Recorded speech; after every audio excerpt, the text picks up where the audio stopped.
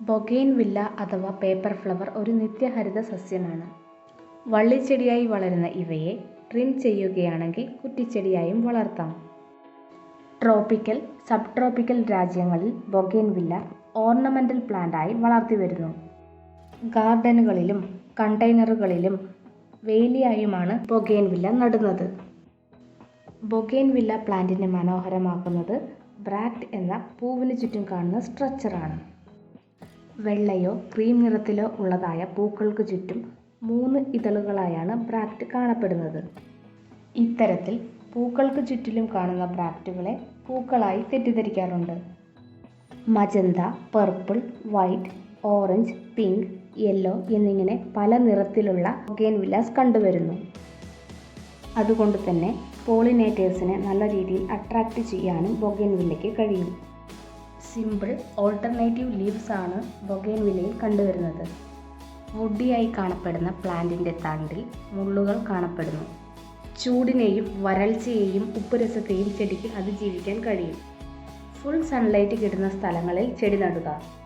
ചെടിച്ചട്ടികളിൽ നട്ടിരിക്കുന്ന ചെടികൾക്ക് എല്ലാ ദിവസവും വെള്ളം നനയ്ക്കാനായി ശ്രദ്ധിക്കുക. എന്നാൽ നിലത്ത് നട്ടിരിക്കുന്ന ചെടികൾക്ക് 2 ദിവസത്തിലൊരിക്കൽ വെള്ളം നനച്ചാൽ മതി.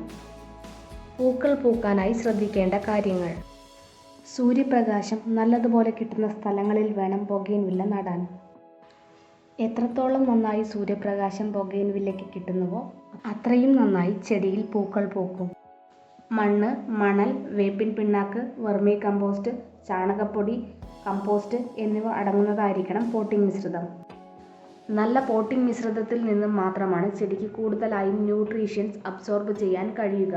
അങ്ങനെ അബ്സോർബ് ചെയ്യുകയാണെങ്കിൽ ചെടിയുടെ ഓവറോൾ ഹെൽത്തിനെയും പൂക്കൾ പൂക്കുന്നതിനും സഹായകമാകും. പ്രൂണിംഗ് ആണ് ബൊഗെയ്ൻവില്ല പൂവിടാനായി ചെയ്യേണ്ട മറ്റൊരു കാര്യം. ബൊഗെയ്ൻവില്ലയിൽ 2 തരത്തിൽ പ്രൂണിംഗ് ചെയ്യാം: ഹാർഡ് പ്രൂണിങ്ങും സോഫ്റ്റ് പ്രൂണിങ്ങും. ഹാർഡ് പ്രൂണിംഗ് ചെയ്യേണ്ടത് മഴക്കാലത്തിന് തൊട്ട് മുൻപായാണ്.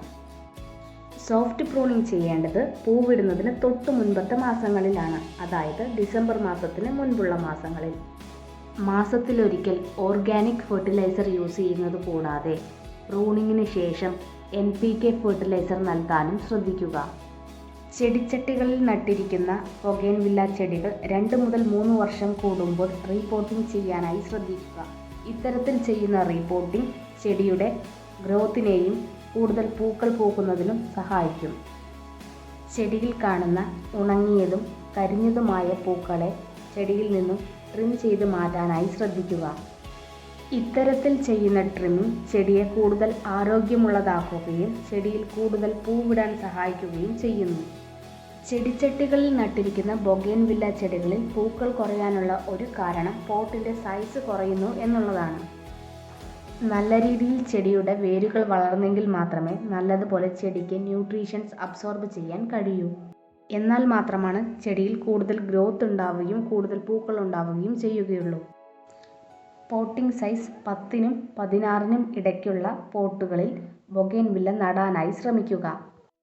ഇത്തരത്തിൽ ചെയ്യുകയാണെങ്കിൽ ബൊഗെയ്ൻവില്ല പൂക്കളിൽ സമൃദ്ധമായി പൂക്കൾ വളരുന്നതാണ്.